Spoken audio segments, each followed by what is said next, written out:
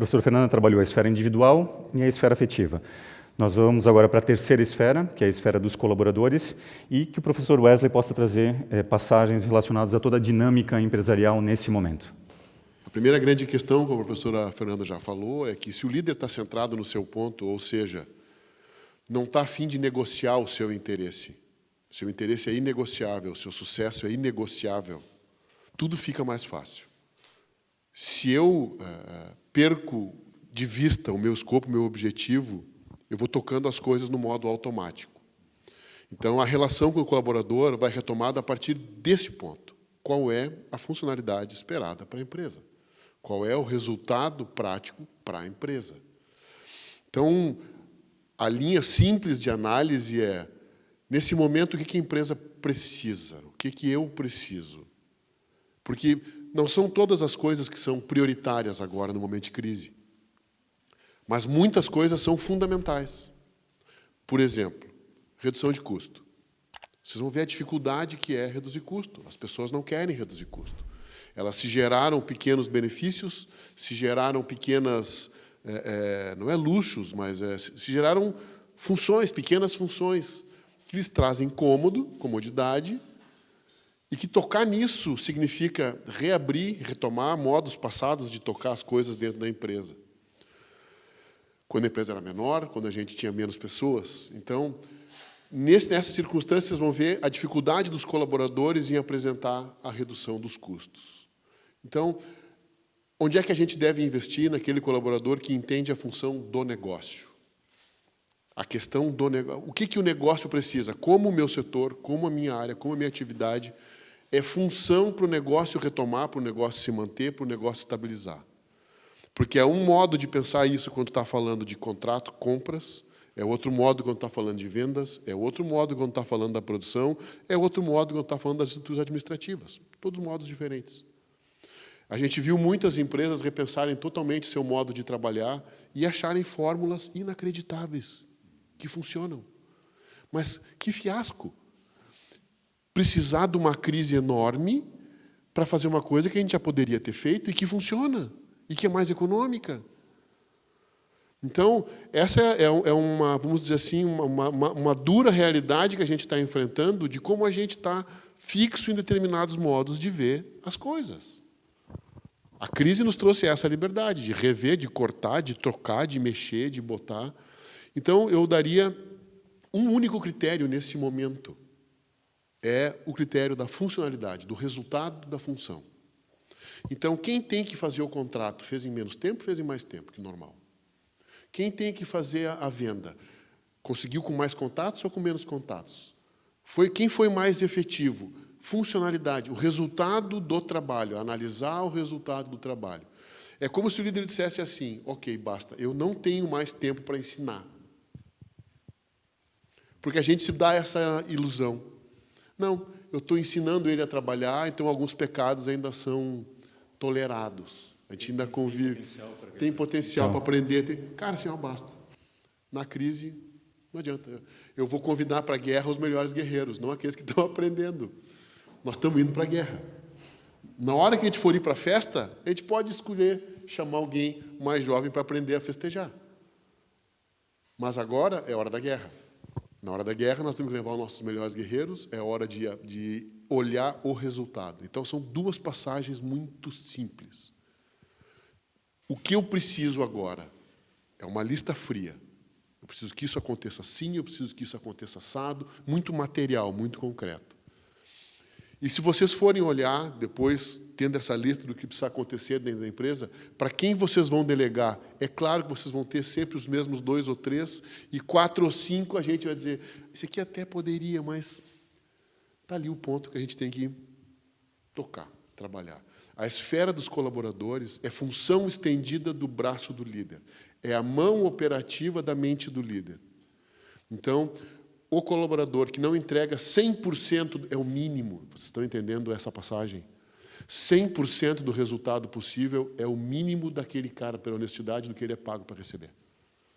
Os meios, a função, são responsabilidade do líder. Garantir que tenha a condição de fazer as coisas. Então, dada essa condição pelo líder, o mínimo que a pessoa tem que fazer pela sua própria dignidade é entregar aquilo que era esperado dela. Então, é uma frieza que purifica a relação. O colaborador que entrega digno, feliz, cresce em responsabilidade, em espaço, em tempo e inteligência. O líder recebe o resultado, a sociedade ganha, que melhora o produto, economiza custo, todo mundo ganha. E o contrário é como a professora Fernanda comentou antes. É um pacto de mediocridade. Eu mais ou menos aceito, ele mais ou menos entrega, a gente mais ou menos vende, a gente mais ou menos ganha, e aí o custo não é mais ou menos, é sempre maior. Obrigado, professor Wesley. Vamos para a quarta esfera, a esfera social, com o professor Josemar.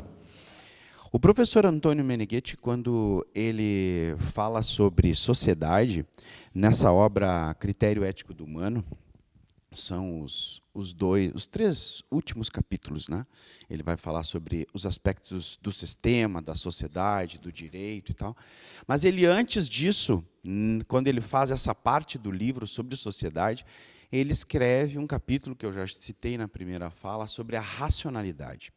A importância de uma mente que consegue colocar no Psicologia do Líder, nesse capítulo que o professor Ricardo trouxe agora, o professor Antônio começa o capítulo dizendo o seguinte: a pessoa, o sujeito, através de uma proporção, deve organizar as 4 esferas, partindo da ideia de que o homem é protagonista responsável. Através de um tipo de racionalidade, ele deve dar proporção à esfera individual, à esfera afetiva, à esfera dos colaboradores e à esfera da sociedade. Então, acho que o primeiro grande ponto é esse. Eu, através de um tipo de racionalidade, devo conduzir essas 4 esferas. Como disse a professora Fernanda, eu vou ter que fazer ali, e aí a psicologia é fundamental, porque aqui nós estamos no plano da filosofia, no plano do direito, no plano da sociologia, da economia, mas no plano da psicologia, o indivíduo vai ter que fazer mudanças nele como pessoa, para voltar a ter essa capacidade de mente, para conseguir colocar as coisas em proporção. E vai ter uma coisa muito importante, vai ter trabalho para ir organizando isso dia a dia. E uma das coisas que eu pude observar com os empresários, os executivos, os líderes sociais, que conseguiram, nesse momento, ter um tipo de resultado diferente. O que essas pessoas, nesse momento, além de um tipo de inteligência própria, deu para observar? Tinham relações de qualidade. Relações de qualidade. Então, quando a gente estuda ali quais são os pontos importantes para ser um líder, tem 4 pontos. Ser competente, ser competitivo, ter um estilo de vida coerente, mas tem uma coisa ali que eu vi acontecer em várias empresas, em vários segmentos, em várias instituições: relações otimais. Porque o que a gente viu aí, alguns casos, pessoas que tinham negócios internacionais, o parceiro lá do outro país: ó, como é que tu tá aí? Não, vamos, ó, se tu precisar qualquer coisa, nós temos aquela nossa tratativa lá no dólar, agora o dólar assim, posso te passar um dinheiro, tu pode fazer alguns investimentos aí. Por que você conseguiu esse negócio no meio dessa crise? Porque tinha uma parceria, uma relação otimal. Então, o que a gente vê na crise? Que algumas relações são fantásticas. São fantásticas. Nós, na nossa empresa mesmo, nós tivemos clientes assim: ó, vamos fazer o seguinte, a gente vai pagando para vocês aí, porque agora vocês juridicamente não podem fazer os treinamentos, e depois a gente faz 2 em cada mês aí, porque a nossa parceria já são de 6 anos, e está tudo funcionando. Então, no momento de crise, a gente vê quais são as relações otimais, quais são os colaboradores que naquele momento são otimais.